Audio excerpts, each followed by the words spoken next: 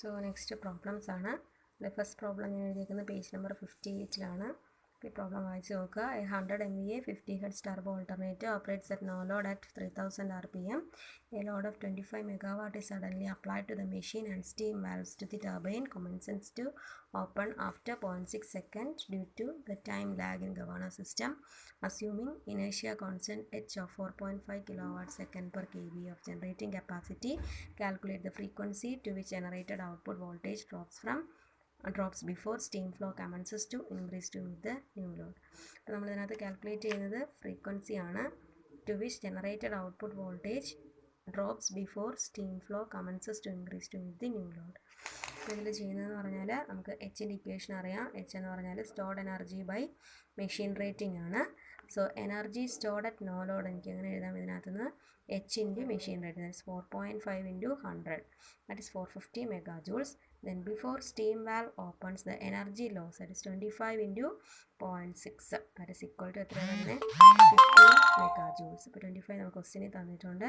Then 0.6 seconds ആണ് 15 megawatt. Then ഈ equation നമുക്കറിയാം, kinetic energy is proportional to the square of frequency. So W by W0 is equal to F0 plus delta F by 0 the whole square. So W0 is 450 ആണ്. Then W എന്ന് പറയുന്നത് എത്രയാണ് 450 minus 15 435. Then F0 എത്രയാണ് 50 hertz ആണ്. So നമുക്ക് F0 plus delta F എന്ന് പറഞ്ഞാൽ എന്ത് വരും 49.16 ഹെർട്സ് എന്ന് വരും. ആൻഡ് നെക്സ്റ്റ് പ്രോബ്ലം എന്ന് പറഞ്ഞാൽ the speed of a 100 megawatt alternator drops by 4% from no load to full load. എന്തൊക്കെ കാൽക്കുലേറ്റ് ചെയ്യണം? Find the speed regulation R of the alternator, express the results in hertz per unit and hertz per megawatt. So നോക്കി R എന്ന് പറഞ്ഞാൽ എത്രയാണ് 4% ആണ്. So 4/100 into 50, that is 2 hertz per unit. So അതിന് ഞാൻ മെഗാവാട്ടിലോട്ട് മാറ്റിയത് നമുക്ക് എന്തും ചോദിച്ചിട്ടുണ്ട് hertz per megawatt. So 4 into 50/100 into 100, that is R/100 അങ്ങനെ ഈ 100 മെഗാവാട്ട് കൊണ്ട് ഡിവൈഡ് ചെയ്യുക. So 0.02 hertz per megawatt.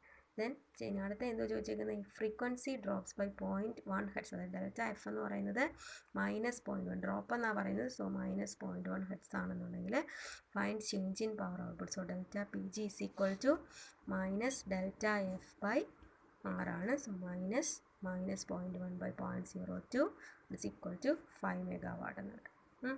The next problem, an isolated power station has the following parameters. So എന്തൊക്കെയുണ്ട്? turbine time constant, tau g ഉണ്ട്, then h ഉണ്ട്. Then governor speed regulation R is equal to 0.05 per unit.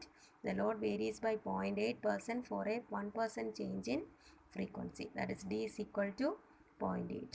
The turbine rated output is 250 megawatt at nominal frequency of 60 hertz. A sudden load change of 50 megawatt, that is delta PL is equal to 0.2 per unit occurs.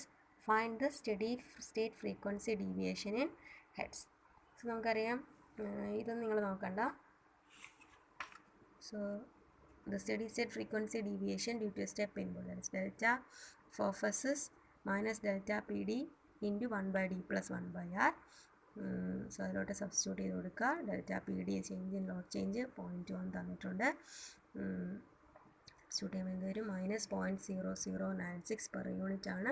അപ്പോൾ അത് നമ്മൾ ഇങ്ങോട്ട് മാറ്റി ഹെഡ്സിലോട്ട് change ചെയ്തു. So into 60, അപ്പോൾ 0.576 heads എന്നാണ്.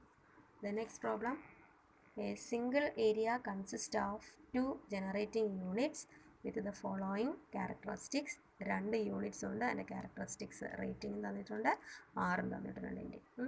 The units are operating in parallel, sharing 900 megawatts at the nominal frequency. Unit 1 supplies 500 megawatts and Unit 2 supplies 400 megawatt at 60 hertz. Now the load is increased by 90 megawatt. So first എന്താ ചോദിച്ചേക്കുന്നത്? Assume there is no frequency dependent load, that is D is equal to 0. Find the steady state frequency deviation and the new generation on each unit. And second കേസിൽ D തന്നിട്ടുണ്ട്, എത്രയാ 1.5 എന്ന് പറഞ്ഞിട്ടുണ്ട്. എന്നിട്ട് find the steady state frequency deviation and the new generation on each load. So നോക്കി first നമ്മളിതിനെ per യൂണിലോട്ട് മാറ്റാണ്. So R1 is equal to 0.6% ആയിരുന്നു. So 0.06 into 1000/60 600 is 0.1 per unit. അതുപോലെ R2 0.08 per unit. Then per unit load change delta PL എന്നാണ് ഞാൻ എഴുതിക്കുന്നത്. delta PD is equal to 90/100,000 0.09. Then D is equal to 0. So delta F of S എന്ന് പറഞ്ഞാൽ minus delta PD divided by 1/R1 plus 1/R2. So substitute ചെയ്ത് കൊടുക്കുക, ഇങ്ങനെ കിട്ടും. So delta F കണ്ടുപിടിക്കുക, into 60 ചെയ്തു, minus 0.24 Hz. Now new frequency is F0 plus delta F. So 60 minus 0.24 minus വരുന്നതെന്ന് പറഞ്ഞാൽ നമുക്ക് ഇവിടെ മൈനസാണ് വരുന്നത് കേട്ടോ, ആ മൈനസാണ്. സോ ഇത് കിട്ടെ. Now the change in generation for each unit is delta P1 is equal to minus delta omega by delta F by R1. So അതും കണ്ടുപിടിക്കുക. So 40 megawatt. അതുപോലെ ഡെൽറ്റ P2 കിട്ടി 50 megawatt. So thus unit 1 supplies 540 megawatt and unit 2 supplies 400 ആയിരുന്നു, 450 megawatt at the new operating frequency of 59.76 Hz. അതുപോലെ B part എന്ന് പറഞ്ഞാൽ D എത്രയാണ് പറഞ്ഞിരിക്കുന്നത്, 1.5 മെഗാവാട്ടാണ്. അപ്പോൾ D plus 1/R1 plus 1/R2 എന്ന് എഴുതുക ഇക്വേഷൻ. സോ ഡിയും കൂടെ സബ്സ്റ്റിറ്റ്യൂട്ട് ചെയ്ത് കൊടുത്ത് നമ്മളിതുപോലെ തന്നെ ചെയ്യുക. ചെയ്ത് രണ്ട് കേസിലെയും ജനറേഷനും കണ്ടുപിടിക്കുക. Delta PG1 delta PG2. ഈ 37.5 മെഗാവാട്ടും 46.875 മെഗാവാട്ടും കിട്ടി. ഓക്കെ. സോ എത്ര പ്രോബ്ലംസ് നമ്മൾ പറഞ്ഞു, 4 പ്രോബ്ലംസ് പറഞ്ഞു. ദെൻ നെക്സ്റ്റ് പ്രോബ്ലം എന്ന് പറയുന്നത്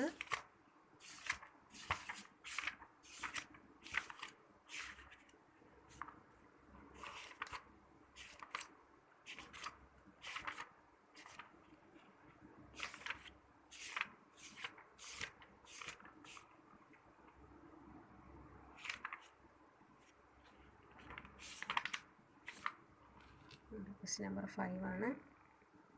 ഞാൻ ഓൾറെഡി പറഞ്ഞിട്ടുണ്ട്. ഓക്കെ, അടുത്ത വേറൊരു വീഡിയോയിൽ പറഞ്ഞിട്ടുണ്ട് കേട്ടോ.